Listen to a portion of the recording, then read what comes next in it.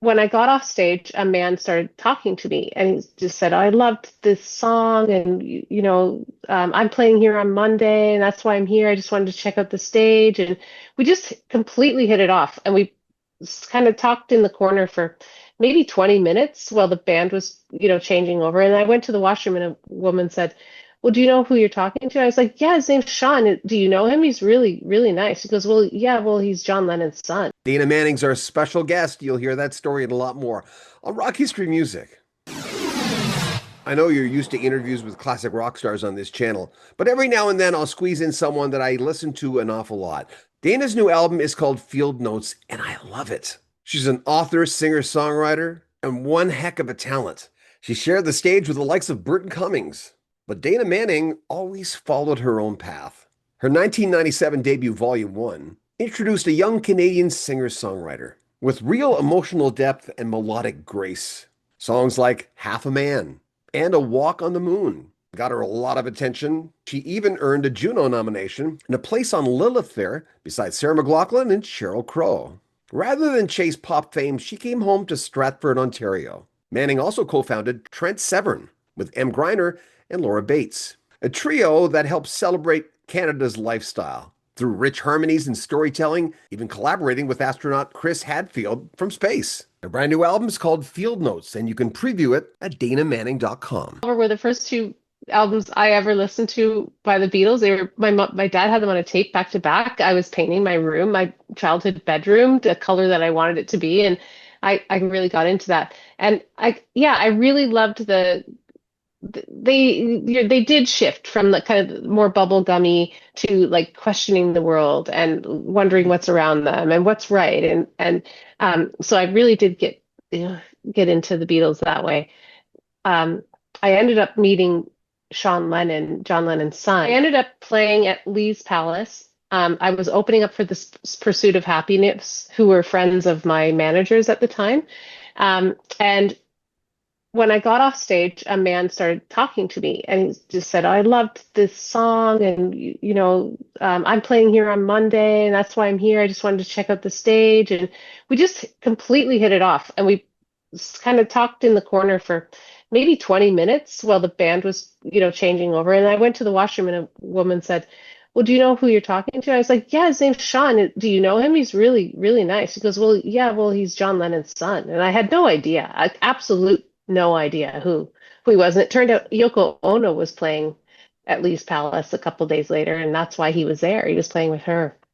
And my manager at the time had John Lennon tattoo on his arm. Like he was just couldn't have been a bigger Beatles fan. And so he said, but we've got the studio tomorrow. Tell him to come to the studio tomorrow. So him and his friend Timo Ellis, who was also playing with Yoko Ono, they came over to Phase One and where we had some studio time booked, and we ended up recording a song called My Kind.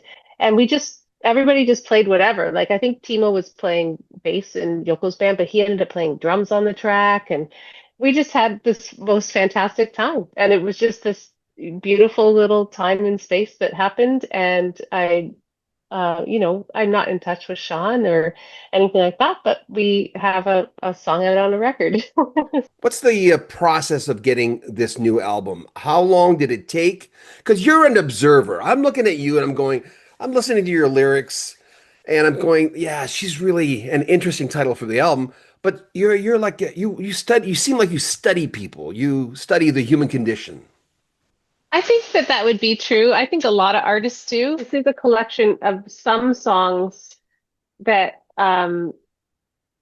were from a back catalog. Like there's about 6 songs on the album that I had put out maybe with Trent Severn or on one of my albums that has had a hard time getting to digital or things like that. And I kind of put those ones together, and then I added about 6 songs that were new and no one's ever heard before. And I feel like in some ways it could be like my best work put together. Like even though maybe some people would dispute that, but I'm really proud of it, and I really wanted to just give a shot at putting these particular songs together in a certain way. Now, the last few years I've been playing a lot with members of the Stratford Festival Orchestra who live in town. So I've been doing some chamber folk stuff, but I also like to do my kind of folk rock shows. So it's a combination of those two places that I drew from, and I think it I think people who follow me and who started following me in the 90s, they're really going to relate to this album and the sound of it. You had said something about learning your lessons. You did these eyes. Yeah, I did these eyes. Burton Cummings gave me my start in music. He took me across the country when I was 18 years old. We started in PEI. We ended in Vancouver Island.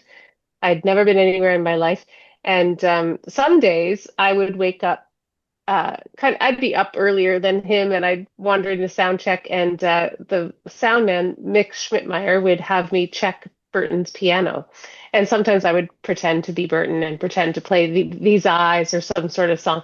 And one day during sound check, he walked in and he says, "That's it's close, but it's not quite." And he came up on the piano and taught me how to play These Eyes, and it was just a bit of a defining moment for me, getting the honor of learning that song from him, first of all. And secondly, I learned his entire catalog from him playing it on the stage, not from the radio like everybody else did. I learned Stand Tall and Come Undone and all these songs. These were new songs to me at the time. And so it was just such a precious time for me that I wanted to kind of mark and mark the things that I learned from him too. I really learned how to tell a story before a song, um, and connect with my audience. Like, every single day after the shows, he would go down and sign every single person's album or shake their hands. That it was a high priority for him, and he taught me a lot. So I thought recording These Eyes and doing it with a guitar as the featured instrument instead of the piano would be a neat approach. When you do a show, how do you do it? I mean, is it a 4 a.m. thing or Oh gosh, no, no, I'm completely on the opposite of that. I'm up at 6 or 7 a.m. I've got a stepdaughter that I have to get to school, and now I try to get my best work done before noon, and after that, I kind of have to be distracted by whatever comes my way that day. But if it's a show, uh, I don't do that many shows in a row anymore. This album I launched at the Stratford Festival at the Tom Patterson Theatre, and most of my fans from the Ontario, Southern Ontario region come to that show. So I probably only play under 20 shows a year right now. I do a lot of other things. I just did my master's in community music at Wilfrid Laurier University. I graduate this month, and I do a lot of community programming with around music. So I run a lot of produce shows for the city of Stratford. I run a business called the Folk Army, where I work with kids and adults and families on pursuing music, and uh, I'm interested in really teaching people how to use music in new ways to connect. has anyone ever told you I sense a little Nancy Griffith in your voice? Oh, interesting. I haven't got that one. I get a lot of Dolly Parton, Real? Yeah, I can see that. Joni Mitchell. Do you remember Bim? Oh God, yeah. Roy Forbes. Some people tell me I sound like Bim. Yeah, I get a lot of uh, different for You the got vocal sound. you got Bim. I mean, I interviewed Bim when I Sure. was writing for a Vancouver station for a Vancouver newspaper, and he was refreshingly quirky. And I like. Have you ever met He him? was. No, I haven't, but I checked out his stuff after someone said, "Oh, you remind me of his approach and the sound." So I thought I'd check it out. I was listening to the new album, and I always listen to it at the last moment so it's fresh. There was a sense in there. I'm going, I'd love to see her, and maybe you have, and maybe you know him. I think you and Jimmy Rankin would sound amazing together. Oh, wow, that would be amazing. I met Jimmy really briefly. We were both signed to EMI when I was young. But I haven't had the chance to work with him. That would be awesome. Yeah. Better Days is the song that broke the ice to me. I'm going, there's no way I'm not. That's the staring at the freaking speakers song. That song made me feel better. Tell me about that tune. It's the first song on the album, right? It is. Well, that song, it's gone through a few revisions. I started writing that song in the fall of 2016. So there was a big kind of political shift in the world during Yeah. that time, and I was just kind of feeling well, and it wasn't just that. It was just like a lot of shifts. Like the music business shift has been hard, like for all of us, um, and it just relationships. There was a lot of things that were packed into that song. So that song had been sitting around for quite a while, and I picked it up again last fall. Started working on it, and then I sent it to my friend Derek Downham. Kind of like one of these incredible Canadian behind the scenes producers and musicians that works with absolutely everyone. I met him when I was busking on Queen Street when I was 18 years old. So that's how far we go back. Wow. So Derek was going to work on the album with me. And, he's like, Dayna, I've got a couple chord changes for this song that I think could be really great. And he brought in that kind of G minor. Um, it's the third refrain in the verses and the choruses, and that great kind of chord change in the bridge. And so the song's exactly as I wrote it, with just some updated chord things. And I'm a huge Tom Petty lover, so I was really going for that Tom Petty sound. Derek and I had both just seen Mike Campbell play. He saw him in Toronto, and I went in London and saw him, and we just kind of had that vibe fresh in our brains. So that's where Better Days came from. And the horn section, a lot of people would know from the Stratford Festival that we have some of the best horn players in town. So we had a couple of them, and my father is playing second trumpet in there as well. So that's pretty great. But yeah, the song is really meant to just like when you really feel like there's no way out, or that this is just gonna just keep the positivity up. That's what the song is about. Is that there's like this heart is never ever gonna give up. That's the message of this song. There's that feel that Better Days has. It's one of those feels where you're not only saying it, obviously, and I'm overstating the obvious because songs do this all the time, but you can feel there's a something about like get up, feel good. I like the funny video you guys put out, when you're behind the Thank you. scenes. That adds to the whole thing, right? Whose Yes, idea was that, by yeah. the way? That was a great idea. Yeah, well, I work with a girl named Chris von Kleist from town here, who's a real innovator, and she just came down and filmed us in the studio. We were being silly, and that's what she put together. So Yeah, yeah, that's it's cool. Kevin Bright and I dancing. Yeah. Dreams live in your heart. I like you've got to know when you're feeling weak and you're at the end of your winning streak. I love that line. There's that thing of not being a lot of people. We live in this world, and you mentioned little phones on the album. Uh, Mhm. but I there's do. that thing where we're moving incredibly fast in life, and you can spend 10 hours on a phone if you're not careful. And there's that thing of being conscious of knowing, okay, what's the beat of my life? Where am I at? So tell me about that Mhm. song, how you came up with that. Well, that song, it's funny. Everyone says, "Oh, this is my best album." Well, every album feels like my last one because it's become so hard to make, like financially, logistically. Everyone's getting because a lot of people in this business don't do just this anymore. So to get an engineer to work on your album for this amount of time, it's just getting harder. So I that song really is a me looking at going, my dream is to play music for the rest of my life and share thoughts and songs with the rest of the world. And but maybe, maybe that dream isn't that realistic anymore. And that it's okay. It's still my dream. It doesn't look exactly how I thought the dream was going to work out. And it stays in my heart, and I can pass it on to other people. I teach young girls how to uh, songwrite and finger pick and do all the things that I do, and I watch them go out and do these things. And so it's about really having that kind of core center that is your dream in your heart, and how you share that, and that it can look different ways. It doesn't have to look the way that your dream started. How do you look at purpose? How do you look at that? That has shifted for me in a few ways. I definitely looked at connecting with as many possible people as I could, and music was a tool for that. When I was in high school, I played Bob Dylan's Blowing in the Wind at a Remembrance Day ceremony, and all of a sudden I had a million more friends because I could play guitar and sing, and I kind of shared that part of me. And then all of a sudden I had a friend in the punk group, and I had a friend in the jock group, and I had a friend in, whoever.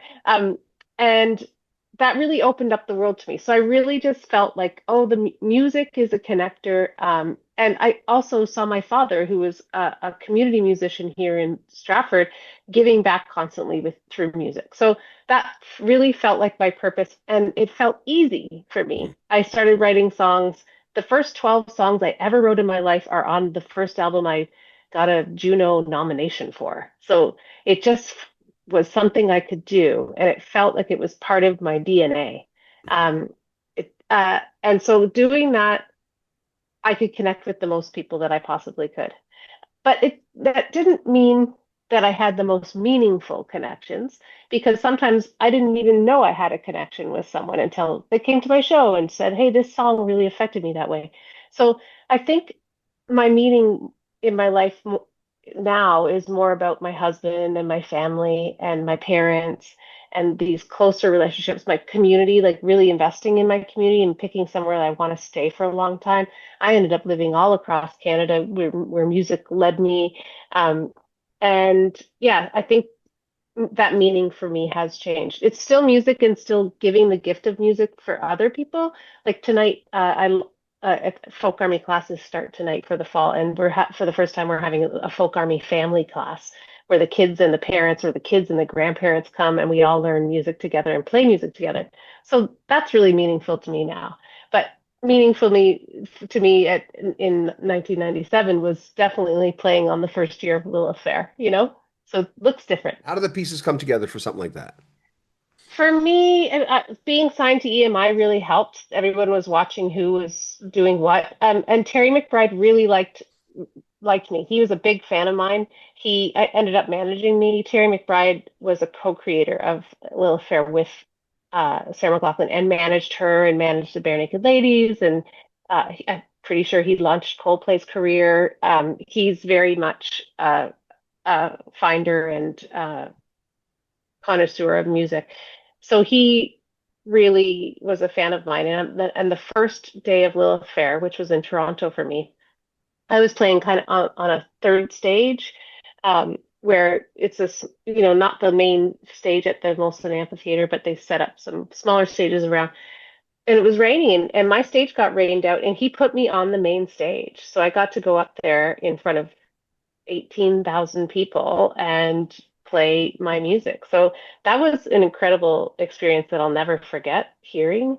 Um, Being able to walk around and see the people who inspired you to make music, like Jewel and Sarah McLachlan, sharing dressing rooms with these people was an incredible experience for me. And I just felt it felt out of body for me. I was so young. I was the youngest person on Lilith Fair. I was 19 years old in 1997, and um, yeah, in fact, I keep remembering at the end of Lilith Fair, everyone gets together and sings a song on stage together. I'd never even seen a group of artists get up on stage and sing a song together. I just didn't know that was a thing that happened at the end of a festival. So here I am cramming, learning the song, which everyone knows, and figuring out who I'm going to stand at with a microphone and looking up, and there's Bonnie Raitt. Like it was absolutely incredible.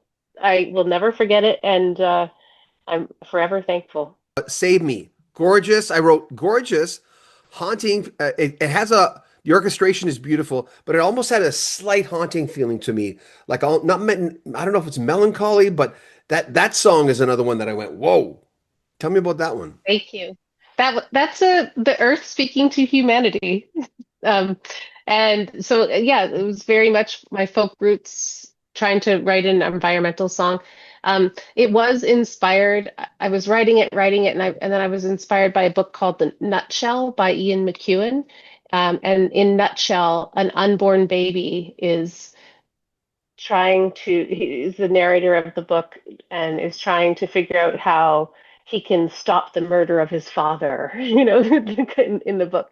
And so that innocence of having absolutely no say on what's going to go on in your world and trusting to other people to take care of it. And so that's what Save Me is about. And I did try to, conjure up the feeling of a natural disaster at the end, um, or just this real vulnerability. So that's what that song is about, and it is meant to be like an epic prog rock kind of thing.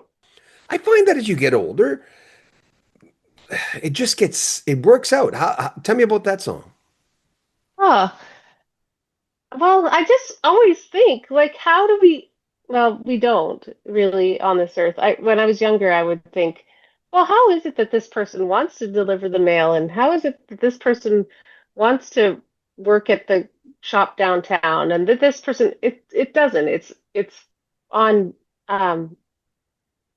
it's privilege and circumstance and realizing that, I get to be an artist because my father was a music teacher and provided this incredible stability for me. He was the first person who ever graduated university in his family, but Oh, his family worked blue collar jobs to make sure that he was able to do that, right?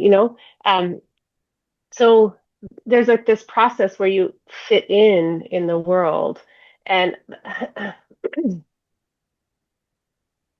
and I don't mean to be a pessimist, but I don't see it working out in a way. mm, I don't see this being sustainable. Um, and I don't agree maybe with the movements that feel like those systems are going to be torn down right now, because it's not the way that I think that it should be done.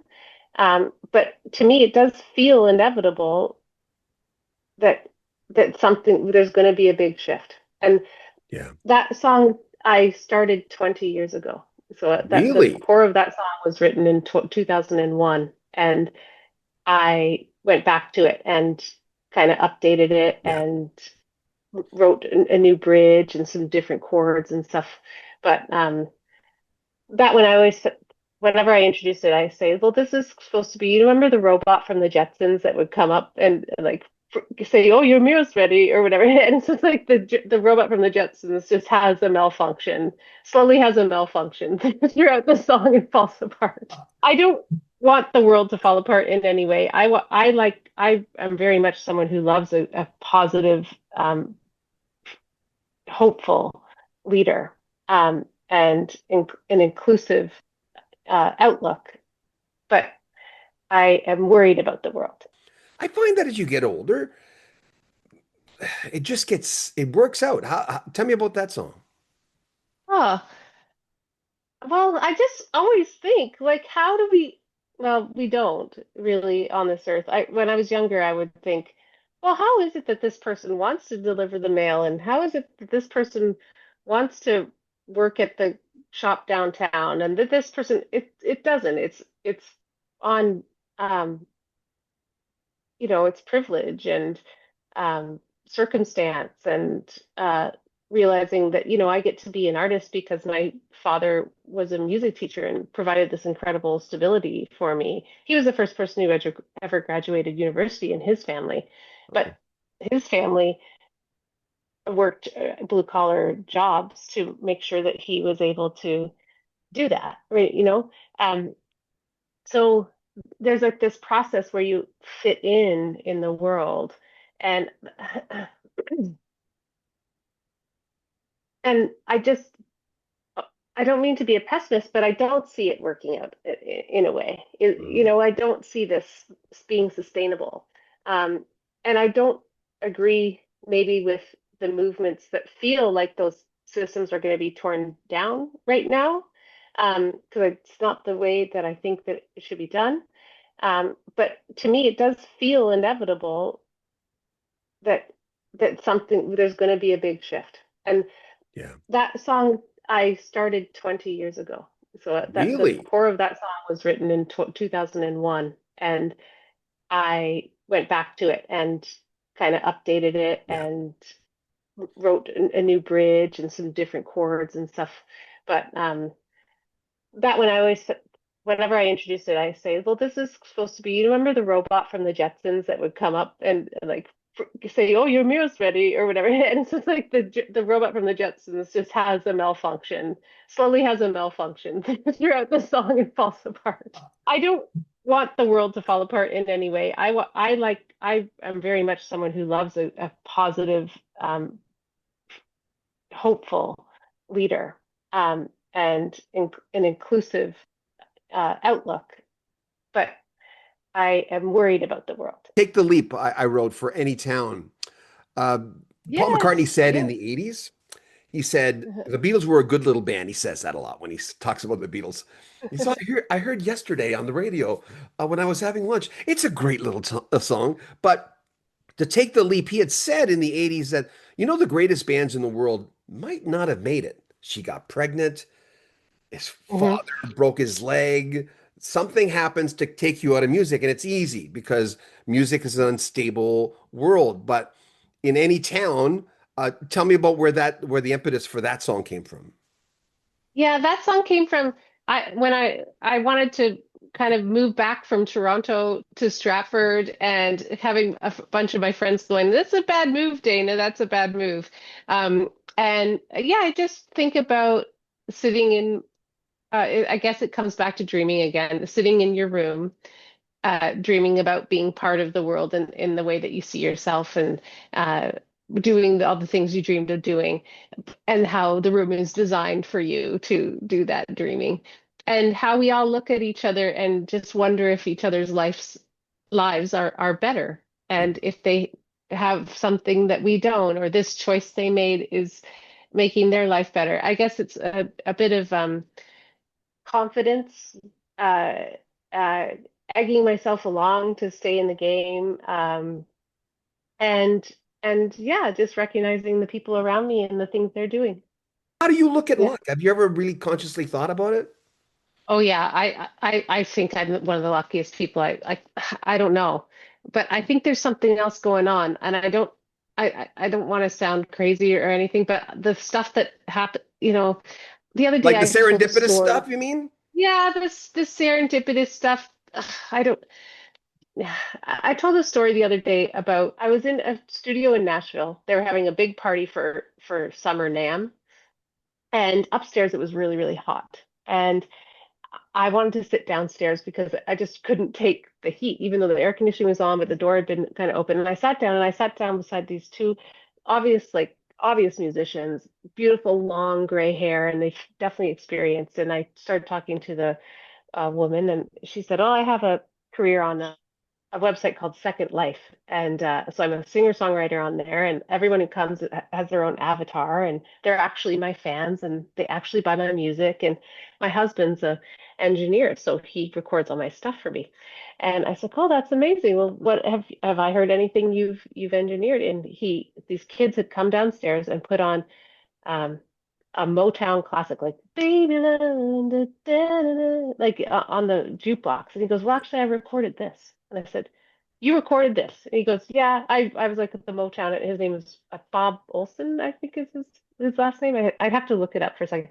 Anyway, I tell the story to a bunch of artists. I just did this really cool artist retreat with a bunch of Canadian artists that I didn't know before. Someone had set this up, and authors and playwrights and directors, and it was really neat. Within 10 seconds of telling the story, the song came on the radio. It was just like I could, like everyone in the room went like, "What was that?" And so I think I have "what was that" all the time. I met Sean literally within 3 weeks of listening to my first Beatles record back to back.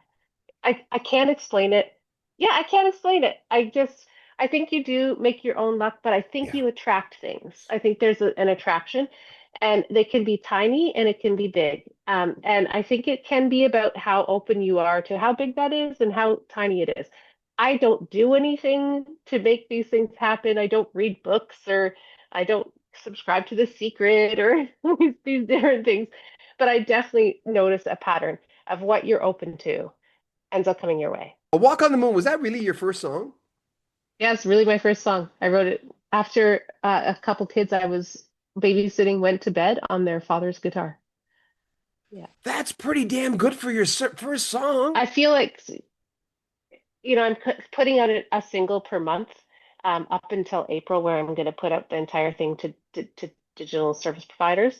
Um, I feel like I got a couple mix tweaks to do on that one, but man, do I ever finally feel like the song got to be what it was meant to be? And working with Ben Bolt Martin, who knew this song almost as long as I did. He's an arranger in town, and getting to bring that to life was really great. I mean, this version is 3 verses long. The original one was 5 verses long. And I always tell songwriters, write way more verses than you need, because then you'll get, it'll really come together for you in a new way if you just kind of think of it from every angle and then rip it apart and put it back together again.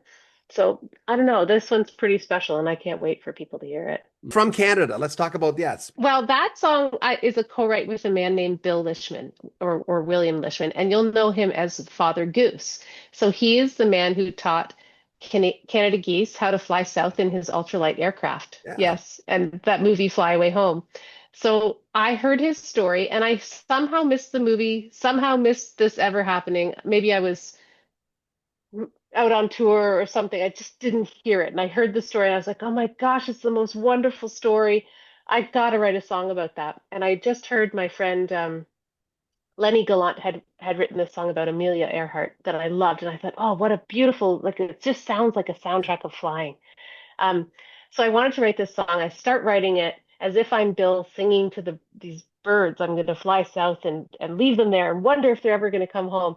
And I got about halfway through and I thought, I don't know enough about this to write a good song. And I called him in Blackstock, Ontario, and had a most wonderful conversation with him. And he said, well, I wrote this poem when I was back flying with the birds. I'd love to share it with you. And if you want to use anything from it, you can use it. So I did use a bunch of lines from that song, and it became a co-write. And then I was able to debut the song at his underground geodome that he designed and built himself on Earth Day. And yes, exactly. And then have this beautiful relationship with his family. And I ended up, Bill passed away at the end of 2018, and I ended up closing his celebration of life with the song. So it was extremely meaningful for me. And that's how meaning in music changed. But yeah, Bill was an incredible innovator. He saw an IMAX film of people flying with birds and went and found that person, learned how to do it. And through his work with another partner, they ended up saving the whooping crane with with their studies. Yeah, so it's not an instinct for a bird to fly south, it's a learned behavior. And as soon as one batch doesn't know how to fly south, we have a problem. And so he was reteaching birds how to fly south. You had said about this song, Some Woman. This Yeah. song aims to soften the tradition of scorned women. And you go on to say some people have to stay, and you understand that, and you wanted to balance it out. Tell me where the impetus for that song came from. Yeah, well, that song is like a true life song for me, where I was kind of in a situation where um, I was left for another woman, which was really tough on, I think, any woman. And that's the song that came out of me. I was just talking about how it feels. I felt like a car that someone just drove into a pole and crashed. And that's how I felt. But I just wanted to kind of write what it really felt like, as opposed to being mad and destroying someone else, but what it feels like to be destroyed a little bit. It really did tear me apart. As a teenager, I'd heard in this interview you did, you knew you had a voice. I mean, that's inescapable. If you have a voice, people tell you. But at that point, when you were starting to write, you didn't know if your songs were good, correct? That's right. Yeah, I still don't. Yeah. Your drummer's amazing. Your Thank you. drummer, Stefan how long have you been Sesniak. with him, by the way? What's his name? Stefan Sesniak, he's the son of Tom Sesniak, who played with like Anne Murray and Gordon Lightfoot, and he has it in his bones. And yeah, so we've played together for over a decade for sure. How Yeah. did you meet him? What was the connection? I'm just kind of curious. I love drummers. He lives in Stratford. So I I knew of him though a long time ago. I knew of him as at least as long as I knew Derek when I was 18. So he was more in the Toronto scene. He married a girl named Jean, Jeen, who is quite a great songwriter and puts out a lot of work. And she's written for like Great Big Sea and a Yeah. lot of kind of bigger artists. So they live in town here. So he's an easy ask Yeah. to go play a show together. Yeah. What did you do with Melanie Doan? Melanie played violin on my first album. But she went into like teaching kids a lot too. She just like, Yeah. So her father, Chalmers Doane, kind of innovated a ukulele program that was through schools all over Nova Scotia. And so through his teachings, she kind of picked that up. And I think what she does is she runs a ukulele program that yeah. is on all the public schools in Toronto in that kind of area, and really facilitates access to music, which is amazing. And I think she has a CBC children's show too. With your situation when you're teaching kids, what's it called again? The Folk Army. Folk Army. Tell me about that. How did that get Folk going? Army. I just put a poster up once to teach some guitar lessons. That's all that I did. I was like, I want to teach some guitar lessons, some little songwriting. I put a poster up in town. Well, it was only girls who came for lessons, only girls. And some of the girls were girls that I saw at my shows when they were 3 years old in their mother's like stroller. And I realized that I was a bit of a role model in the town for playing guitar and singing, putting myself out Do the there. So work. Do the work. They'll yeah, come. that's right. Do the work, they'll come. And so it ended up becoming so big I couldn't manage all the people that I wanted to teach. So I started doing some group classes. I even had women's classes, which are incredibly fun. And I can't tell people more like just pick up a ukulele and find a class when you're older. It's just so much fun. Um, yeah, so it became I don't know. It just became its own thing. The pandemic, though, slowed me down. I had to switch all the classes online, so I made a folk army maintenance program, and you could pick what level you were at and come online and, um, learn a new song and play songs together. But it's been a joy of my life, and it just keeps me connected. It makes me feel a lot of times as a solo singer-songwriter, I just don't feel like I have enough consistent peers in my life. You become a project manager, you have to write all these songs. Now you have to work with this group of people to record them, but you're going to work with this group of people to present them live, and then you're going to drop that all and do it again. And I just find that I lacked consistency. So this brings a lot of like fun peers, joy, and consistent people into my life, and I just love doing it. I also have been starting to help other people teach. So I'm hoping that Folk Army can be a bit of a business that helps young young people teach younger people how to play music. And I'd love to help facilitate music in schools too, showing normal teachers who aren't music teachers how to use music in their work because we're having so many music programs eliminated from schools. At what point was that conscious where you got to be cool? Oh, definitely recording my second record in LA. I was walking down the hall and passing Chris Cornell at the coffee machine. Um, System of the Down was in the next room. Uh, the Black Crows were, I mean, it was just countless famous people. Uh, I made it with a man named Jim Scott, who's a rock star engineer. He engineered Californication and Tom Petty Wildflowers, and I got to make my whole record with him. So like almost every day, looking at Jim Scott was that for me. So that was really, really amazing.